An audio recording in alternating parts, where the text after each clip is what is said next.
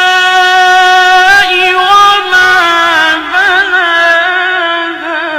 والأرض وما طحاها ونفس وما سواها فألهمها فجورها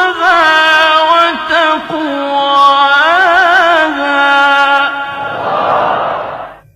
قد أفلح من زكاها